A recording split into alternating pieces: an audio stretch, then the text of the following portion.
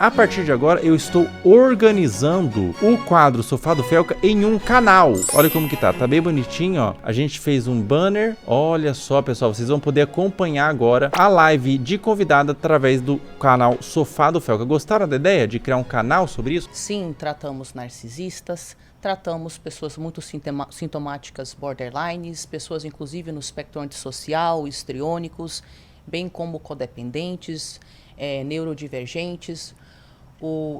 Eu vim de um histórico pessoal onde eu cortei contato com a minha mãe, que é narcisista. Narcisista. Sim. E eu vi na época que não tinha informação sobre esse assunto e eu via que os profissionais se sentiam muito desconfortáveis ao falar sobre mãe e pai. E aí eu queria repassar para as pessoas informações que salvaram a minha vida. Então, grande parte do meu trabalho começou com essa validação da experiência das pessoas que estão lidando com mãe e pai, que estão nesses espectros de personalidades mais controladoras, antagonistas, que acabam adoecendo as pessoas que estão por perto, porque é muito confuso a gente se validar, a gente se sente um monstro, e eu queria passar para as pessoas como é que a gente se liberta disso, como é que a gente lida com isso. Então hoje eu tenho um canal de YouTube, Instagram, enfim, o meu foco agora, além de ter desestigmatizado essa questão familiar, é trazer esperança para as próprias pessoas que estão nesses espectros e que queiram se tratar. Do narcisismo. Todos esses que são estigmatizados, né? Estou num processo também de aprendizado da melhor forma de fazer isso. Então, existem algumas pessoas, particularmente jovens, no espectro narcisista, borderline, que era considerado intratável, tá? Nos anos 90. O borderline. Era o narcisista dos anos 90. Era o monstro que não tinha como tratar, entendeu? Hoje tem um monte de terapia específica para borderline, né? Que a gente possa, sem romantizar nada, e empoderando os sobreviventes, que a gente possa criar um espaço para todo mundo que vai se percebendo nesses espectros, para perceber que com muito esforço, mais esforço do que a gente imagina, tá? Mas com muito esforço, a longo prazo, melhorias são possíveis. O borderline, ele é um transtorno que ele é muito difícil de ter o diagnóstico, né? Ele é um transtorno que é muito confundível com outros transtornos, é um transtorno que tem um diagnóstico meio dúbio, não é tão claro quanto eu imagino a psicopatia. Como saber se eu sou borderline? Como que é o diagnóstico do borderline? Tá, então assim, na verdade, nenhum desses transtornos e transtornos de forma geral não são tão fáceis de diagnosticar, tá? A realidade é que demora anos para você ir percebendo um paciente e fazer uma boa anamnese de vários acontecimentos que vão colocando a pessoa nesse canto ou naquele canto. E por que eu estou falando isso? Muita gente que, por exemplo, é diagnosticado com depressão, descobre que isso tem a ver com, na verdade, uma neurodivergência não tratada. Então, a primeira predisposição para a depressão foi uma neurodivergência num ambiente torto, né? Então, borderline tem características específicas que eu vou mencionar daqui a pouco, mas é muito importante entender que a gente está se movendo distante dessa ideia de que essa categoria de transtorno não conversa com aquela categoria que não conversa com aquela categoria. Na realidade, quando você percebe seres humanos, a gente percebe que essa pessoa tem uns traços que podem incluir uns traços daquele transtorno que é parecido, que pode incluir traços daquele outro transtorno. Então isso acontece em várias áreas. Por exemplo, neurodivergentes, antigamente a gente achava autista tá para lá, TDAH tá para cá. Hoje nós sabemos que é extremamente comum uma pessoa autista ter traços ou diagnóstico de TDAH e uma pessoa TDAH ter traços ou diagnóstico de autismo, como pode envolver também superdotação, como pode envolver bipolaridade. No caso, por exemplo, de transtornos psicóticos, em vez de é transtorno esquizoafetivo ou esquizofrenia, nós entendemos que a pessoa pertence a um grupo que contém vários transtornos que envolvem sintomas psicóticos e ela pode ter uma mistureba de sintomas. No caso borderline pertence há um grupo de transtornos de personalidade que são muito estigmatizados, e eu tô aqui para a gente pensar sobre isso de uma forma diferente enquanto a gente se protege. A gente não pode romantizar. Então, o borderline pertence ao grupo B dos transtornos de personalidade, que inclui os narcisistas, os histriônicos e os antissociais. Também tem o grupo A e o C, e borderline, como esses outros transtornos, também podem ter traços do grupo A ou do C. E também, diante de gatilhos mais fortes, pode parecer que uma pessoa que tem um diagnóstico migra para outro, mas o que está acontecendo é que uma parte da personalidade dela, diante de um forte gatilho, assume uma posição muito mais intensa numa tentativa de proteger a personalidade contra uma dor. Então, borderline costuma ter quais sintomas? Lembrando que é tudo misturado na prática, tá? Borderline é marcado, acima de tudo, por desregulação emocional, gatilho forte de abandono, um enorme vazio, dificuldade de regular a raiva, ok? Um senso de identidade instável. Então, o que isso quer dizer? Quando a gente fala desregulação emocional, nós estamos falando sobre pessoas que têm um sistema neurológico muito sensível, de forma que quem está de fora vendo aquela reação pensa, nossa, que drama. Mas a pessoa internamente de fato está sentindo aquilo. Ela está sentindo uma resposta emocional que a sobrecarrega de tal forma que, quando ela tem esse gatilho, ela pode ter várias partes da personalidade que fazem coisas diferentes para lidar com essa intensidade absurda. Algumas pessoas borderline viram toda essa intensidade para si e podem se fazer mal. Então, algumas, não todas as pessoas borderline se cortam. Algumas, não todas as pessoas borderline começam a ter gatilhos de autodestruição, que pode ser com droga, pode ser com comportamentos desenfreados e impulsivos. E algumas pessoas borderline externalizam esse comportamento. É como se uma parte da personalidade dela, ao se sentir profundamente injustiçada numa relação interpessoal, falasse, peraí que eu vou proteger a gente. E nesse estado de intensa raiva, a pessoa borderline que externaliza, nem todo borderline externaliza essa raiva. Alguns voltam só para si, alguns fazem as duas coisas. Mas nesse estado, para quem externaliza, a pessoa pune duramente quem está por perto. E quem está por perto não está entendendo a intensidade da resposta dela. Então, quem está por perto, da mesma forma que a pessoa borderline se sente injustiçada, pois ela sente tão intensamente o gatilho, a pessoa que está por perto também se sente injustiçada, porque eu não estou entendendo por que você está reagindo dessa forma tão intensa. Ela demora mais para se regular. Ela mesmo se regulando, muitos borderlines que não aprenderam a regular suas respostas emocionais, porque eles conseguem, com técnica, com terapia, eles conseguem muito mais do que eles acham que eles são capazes, tá?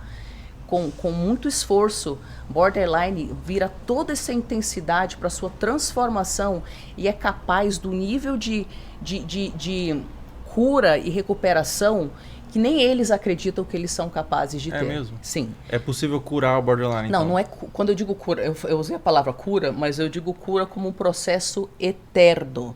Não como a pessoa chega num ponto lá onde ela não tem mais as dinâmicas internas. Então, quando a gente fala sobre processo de cura ou tratamento, a gente está falando que a pessoa continua com dinâmicas internas que são a razão por trás dos comportamentos, mas ela passa a ter uma presença de espírito tão forte que agora a parte da personalidade dela que toma conta de tudo isso não são mais as partes caóticas desreguladas, é a parte adulta. Então, ela tem a intensidade interna, ela tem o gatilho de abandono, ela tem a instabilidade na autoimagem, que vai mudando com o tempo, mas agora ela tem uma parte adulta que fala, não, peraí, eu aprendi a pausar antes de falar com minha irmã, com minha mãe, com meu filho, com meu namorado, com minha namorada. Então, ela aprende nessa pausa a criar um espaço entre a reatividade, que acaba destruindo a ela, que pode ser homem, tá? Pode ser qualquer gênero aqui, E, e também a resposta que ela costuma ter, que acaba, criando ciclos de autossabotagem, porque o que borderline quer é um acolhimento, é uma compaixão, é que o outro entenda o seu mundo interno. E os comportamentos da pessoa border, quando ela está muito ativada, acabam afastando exatamente essas coisas que ela quer, né? Então, assim, é isso que eu queria falar para as pessoas. Eu queria que as pessoas separassem o conteúdo interno que todos nós temos, que ninguém pediu para ter. Ninguém pediu para ser borderline ou autista. Ninguém pediu para ter depressão. Ninguém pediu para ter as coisas internas que fazem a gente externalizar comportamentos que nos sabotam ou sabotam os outros. Mas eu quero que as pessoas entendam que aquilo que a vida nos deu, a gente não tem escolha. Mas a gente tem escolha com treino 1% ao dia, perdoando-se pelo resto. A gente tem a escolha de aprender a lidar com isso. Então, para pessoas que têm pensamentos destrutivos, até ideação homicida, pessoas que têm muita escuridão, muita dor dentro de si, isso não é uma falha pessoal, não é um fracasso, entendeu? A gente pode aprender a lidar. Então é isso que eu quero que as pessoas entendam. Você não é culpado pela sua depressão, você não é culpado pelo seu transtorno de personalidade. Mas você vai ter que fazer um esforço, filha da puta, para você aprender a lidar com isso. E a gente pode passar muito tempo falando, mas a vida é injusta, mas meus pais foram injustos. E é válido isso, sabe? Existe uma dor legítima aí. Quanto mais tempo a gente passa nisso, em vez de aceitar a realidade tal qual ela é, menos tempo a gente passa em adquirir as habilidades onde a gente vai transformar a nossa vida e conseguir resultados que, com a nossa mente pequena, depressiva, doída, a gente não consegue nem imaginar. Então é isso.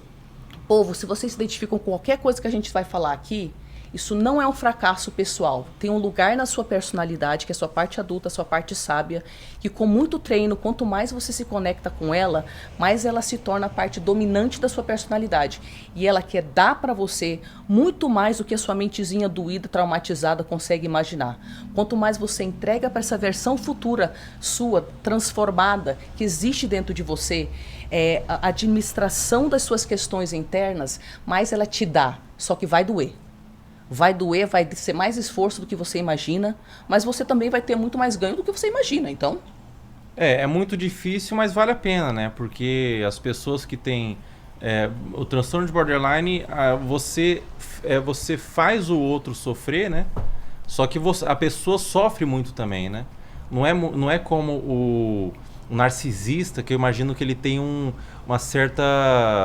falsa resolução consigo próprio, porque ele não assume muita culpa, ele vive mais tranquilo. O borderline não, o borderline se culpa muito do que ele faz, né? Quando sai do impulso, né? Quando sai da impulsividade, ele desce e fala, caramba, cara, olha o que eu fiz. Às vezes tive uma crise aqui, destruí a casa e tudo mais, né? Quando a pessoa é só borderline, e aqui eu vou colocar um parêntese, muitos borderlines podem ter traços narcisistas e tem, particularmente, um perfil de narcisismo chamado narcisismo vulnerável, tá? Mas não é todo borderline. Quando ela é só borderline, ela é absolutamente destruída pela culpa. Por isso que muitos borders viram a raiva contra si, sabe? Como forma de punição.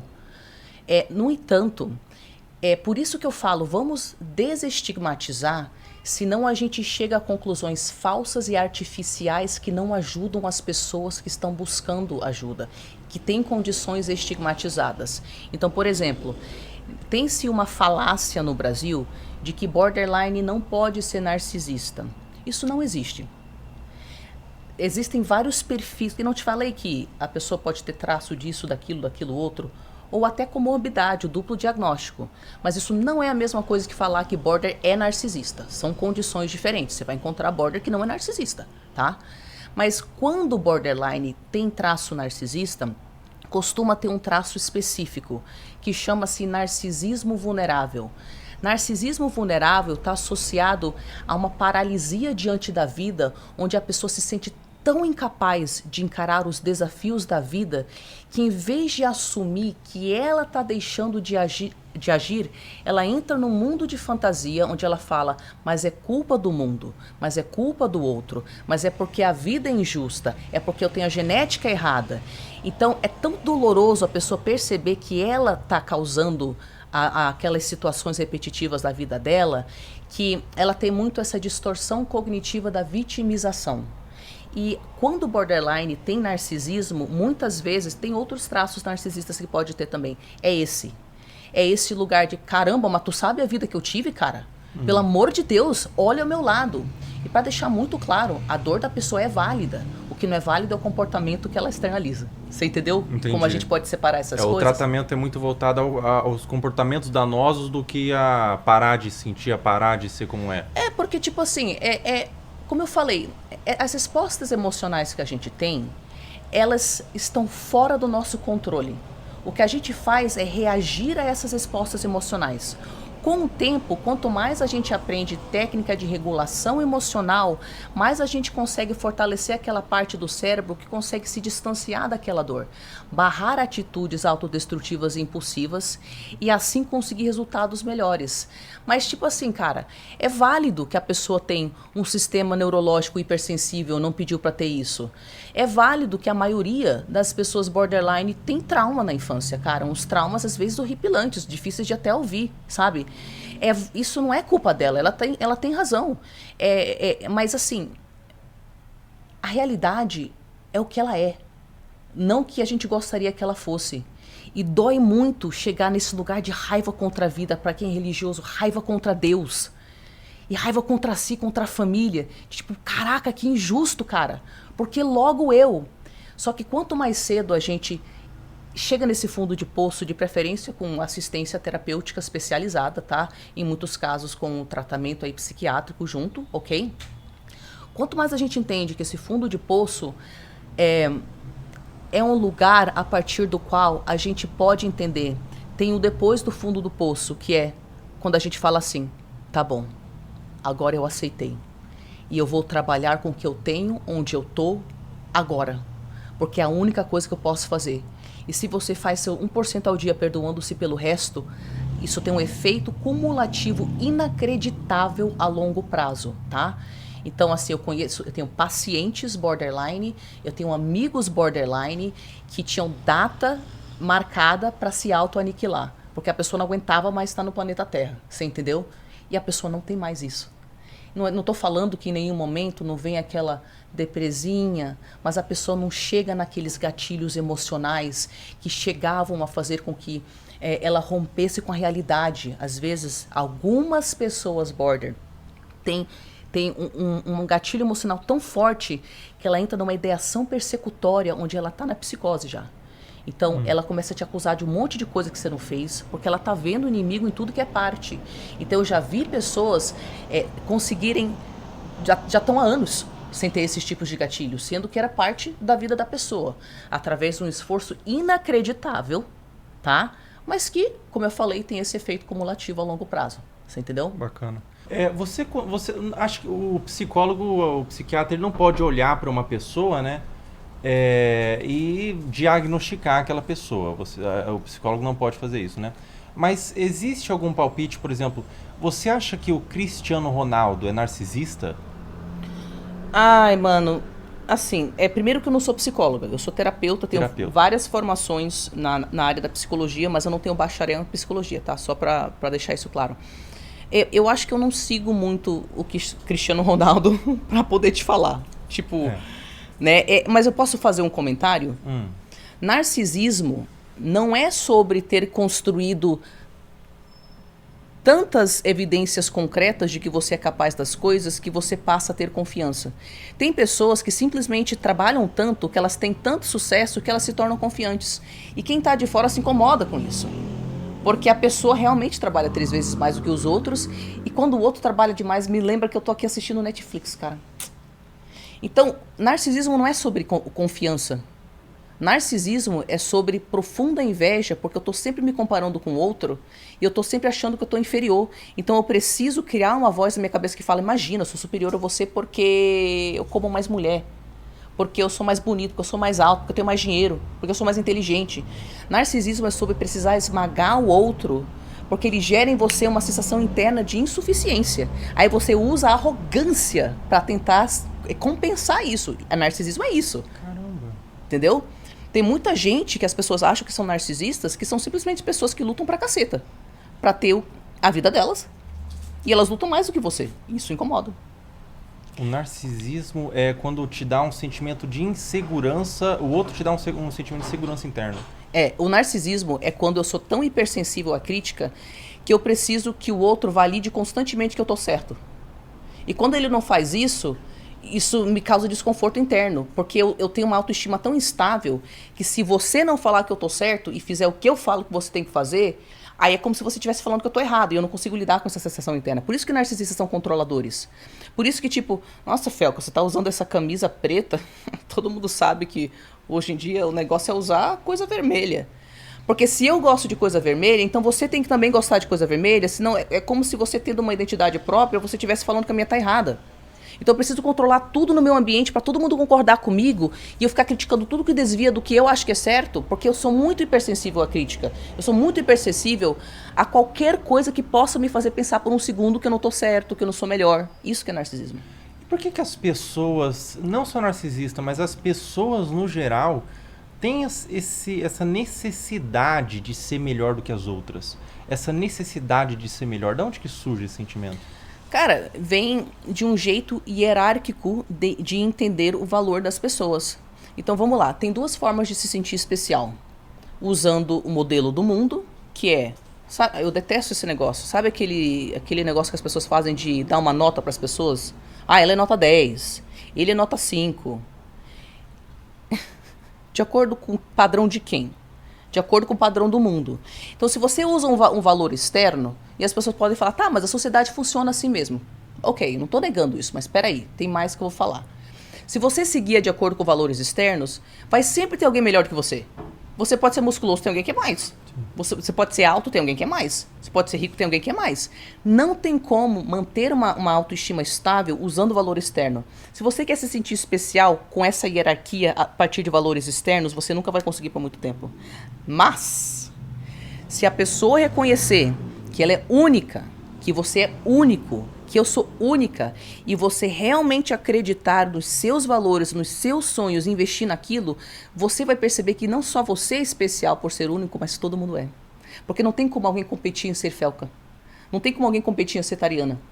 Tem 10 milhões de pessoas no mundo que falam sobre narcisismo, mas ninguém fala do jeito que eu falo, trazendo as coisas que eu trago. E eu não falo do jeito que aquela outra pessoa fala, entendeu? Porque a minha experiência é absolutamente única. Ninguém vai ganhar em ser Tariana. Então, se você pauta sua sensação de ser especial em cima de aceitar as suas características, você não se incomoda tanto com o mundo externo. Porque você deixa de se guiar a partir disso. Você deixa de ficar competindo com as pessoas. Se comparar com o outro de uma forma racional, tipo, putz, eu tô ganhando, sei lá, 1 milhão por ano, Beltrano tá ganhando 8 milhões. Eu queria ganhar 8 milhões. Vamos ver a diferença entre o modelo de negócio dele, que tá na mesma área do meu, e o meu modelo de negócio, e de que forma que eu posso aprender com ele que tá no futuro. Ok, essa é uma comparação legítima, porque tá trazendo para o seu sonho, que é seu sonho. Você tá aprendendo com o outro como chegar no seu objetivo. Agora, vou pegar um padrão externo, tipo...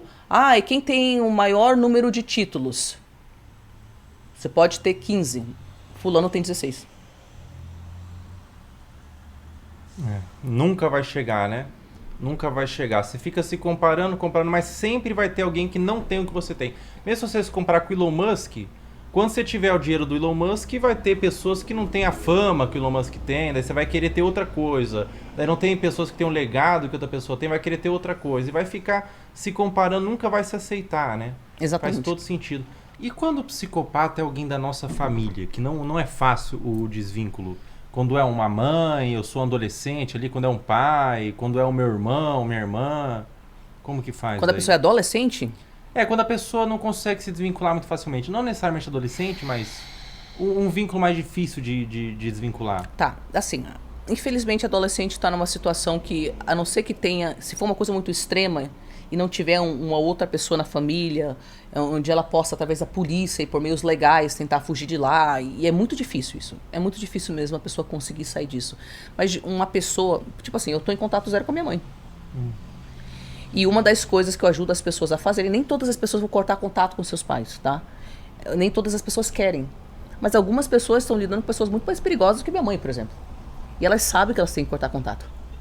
Então, eu ajudo as pessoas a se prepararem psicologicamente para cortar contato. Então, o que a gente precisa entender? Se você fica num relacionamento para o qual sua bússola interna fala perigo, perigo, não, não, não, você está escolhendo aquilo. Por mais que pareça impossível você se... A câmera morreu.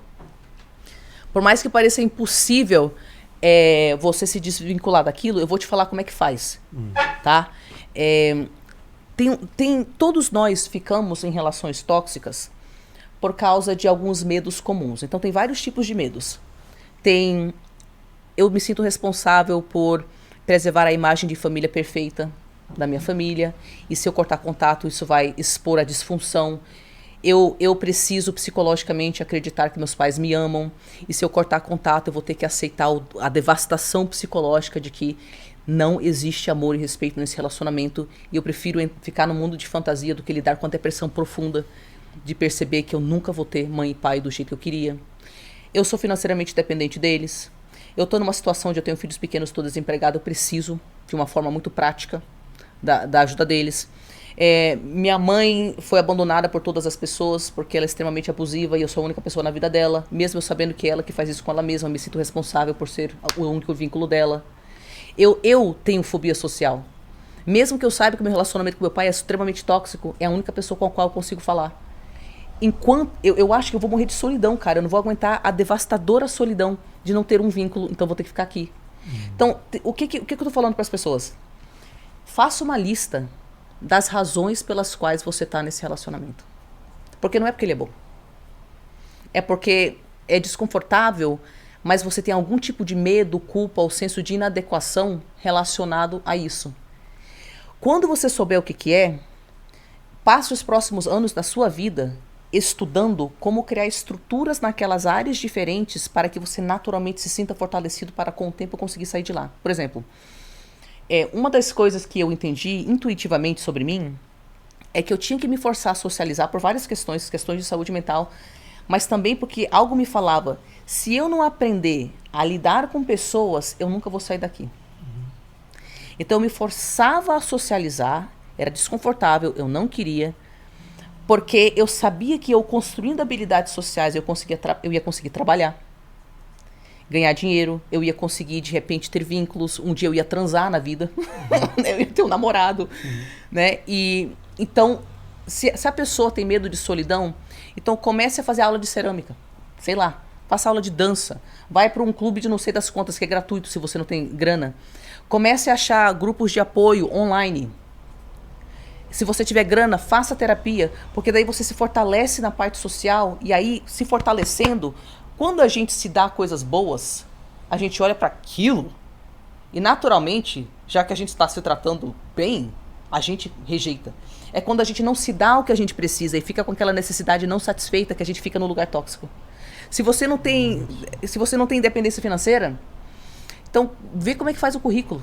Putz, eu não tenho currículo. Vê um curso que vai te permitir daqui a 1, 2, 3 anos, 5 anos, sei lá, cara, ganhar grana. Ah, mas é muito devagar. Muito devagar? Como é que vai ser tua saúde mental e tua depressão daqui a 10 anos?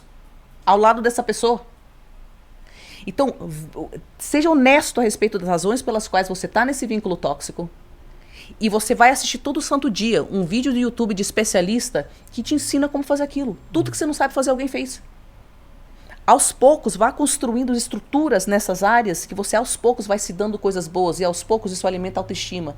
E quando a gente tem autoestima e se dá coisas boas, a gente não tem tolerância para essas coisas mais. A gente começa a sentir aversão e chega um ponto que a gente não consegue estar mais perto da pessoa, porque ativa tanto gatilho na gente que a gente prefere lidar com a culpa e a devastação de cortar contato do que ficar lá, morrendo. Caramba!